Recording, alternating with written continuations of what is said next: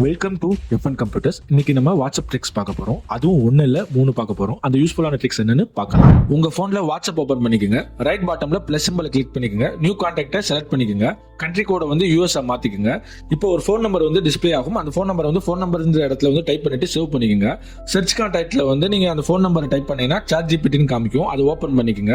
இப்போ உங்களுக்கு வாட்ஸ்அப்ல வந்து சாட் ஜிபிடியோட ஏஐ அசிஸ்டன்ட் ஓபன் ஆயிடுச்சு. நீங்க அதுல வந்து எந்த கேள்வி கேட்கறனாலும் அதில் கேட்கலாம். இப்போ நான் வந்து வாட் இஸ் மெரியானா ட்ரெண்ட்ஸ்னு கேட்டிருக்கேன். அதை பத்திய விவரம் எனக்கு டிஸ்ப்ளே ஆயிருக்கு. வாட்ஸ்அப்ல இப்போ ரெண்டாவது ட்ரிக் பார்க்க போறோம். அதுவும் சேம் திங் தான். நீங்க ரைட் பாட்டம்ல வந்து பிளஸ் கிளிக் பண்ணீங்க. தென் நியூ கான்டாக்ட் செலக்ட் பண்ணிக்கங்க. கண்ட்ரி கோட மறுபடியும் யூஎஸ்ன்னு செலக்ட் பண்ணிக்கங்க.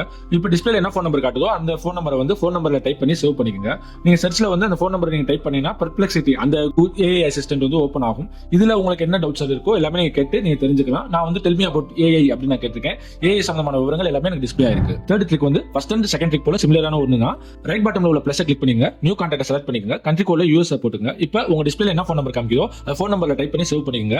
சர்ச்ல போய் அந்த ஃபோன் நம்பர் நீங்க சர்ச் பண்ணீங்கன்னா மைக்ரோசாஃப்ட் கோபைலட் வந்து ஓப்பன் ஆகும். இதுவும் உங்களுக்கு ஏஐ அசிஸ்டன்ட் தான். இல்ல உங்களுக்கு என்ன டவுட் இருக்கோ அதுவும் கேட்கலாம். இமேஜ் சம்பந்தமான எடிட்டையும் பண்ணிக்கலாம். வேற ஃபைல் சம்பந்தமான ஒரு டவுட்ஸையும் கேட்டுக்கலாம். இப்போ நான் என்ன கேட்டுக்கலாம், create an image of dog king with cat god அப்படின்னு நான் கொடுத்துருக்கேன். கொடுத்த உடனே எனக்கு இந்த இமேஜ் வந்து டிஸ்ப்ளே ஆயிருக்கு. அதாவது ஒரு ரெக்வஸ்ட் கேட்டிருக்கேன். ஒரு இங்கிலீஷ்ல உள்ள ஒரு பிசினஸ் பிளானை வந்து பிடிஎஃப் ஃபைலா இருக்கு. அந்த ஃபைலை நான் வந்து வாட்ஸ்அப்ல அப்லோட் பண்ணி இதை எனக்கு தமிழ் டிரான்ஸ்லேட் பண்ணி கொடு அப்படின்ற மாதிரி நான் கேட்டிருக்கேன். எனக்கு தமிழும் டிரான்ஸ்லேட் ஆகி வந்திருக்கு.